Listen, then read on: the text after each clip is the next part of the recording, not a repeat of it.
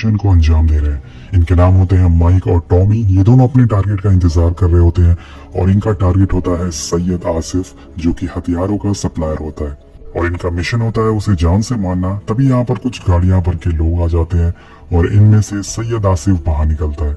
Mic उस पर निशाना लगाना चालू कर देता है, लेकिन उसके टारगेट के बीच में एक लड़का आ जाता है और इसी बीच उनका एक गार्ड माइक और टॉमी की बंदूक को देख लेता है और उन पर गोलियां चलाना चालू कर देता है।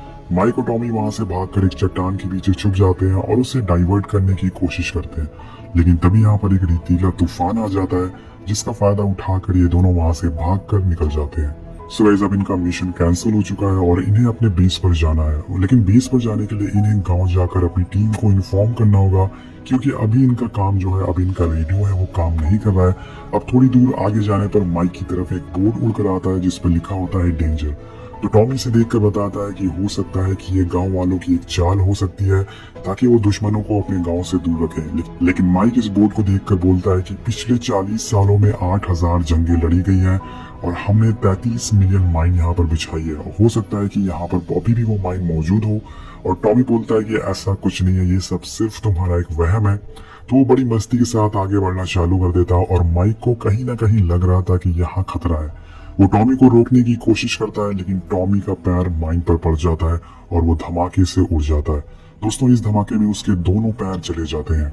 अब वो माइक से मदद मांगता है, लेकिन माइक नोटिस करता है कि उसका पैर भी माइन पर पड़ चुका है और वो अपना पैर आगे नहीं बढ़ा सकता, क्योंकि अगर उसने बढ़ाया तो वो भी मारा जाएगा।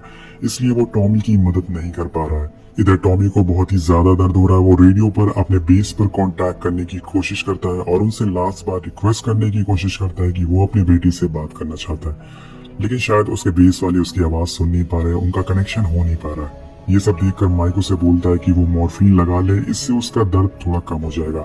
लेकिन ऐसा करने के बाद भी वो दर्द से और ज्यादा तड़प रहा होता है और ये सब देखकर माइक से सहा नहीं जाता।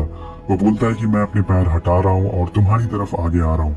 माइक कहता है कि ये बहुत ही पुरानी माइन है, हो सकता है कि ये ना फटे और मैं बच जाऊं और तुम्हारी मदद के लिए आगे आ रहा हूं मैं। लेकिन टॉमी नहीं चाहता कि उसकी वजह से माइक की भी जान जाए, इसलिए वो अपनी बंदूक निकालकर अपने आप को गोली मार लेता है। और ये देखकर माइक बहुत ही जोर से चिल्लाता है और रोने लगता है, क्योंकि उसके ही सामने उसके बेस्ट फ्रेंड की मौत हो गई है, उसके सच्चे दोस्त की मौत हो गई है और वो कुछ नहीं कर पा रहा है। अब थोड़ी देर होने के बाद वो अपने आप को शांत करता है और इस सिचुएशन से कैसे निकल सकता है इसके बारे में वो सोचता है। वो एक कुल्हाड़ी से टॉमी के पास रखा हुआ बैग अपने पास खींचता है और उसमें से रेडियो निकालता है, लेकिन रेडियो की बैटरी खत्म हो चुकी है और जो उसकी बैटरी है वो टॉमी के पॉकेट में है। लेकिन यहाँ पर माइक अपने रेडियो को सोलर पैनल से चार्ज करने की कोशिश करता है और लकीली वो थोड़ा बहुत चार्ज हो जाता है, जिसके बाद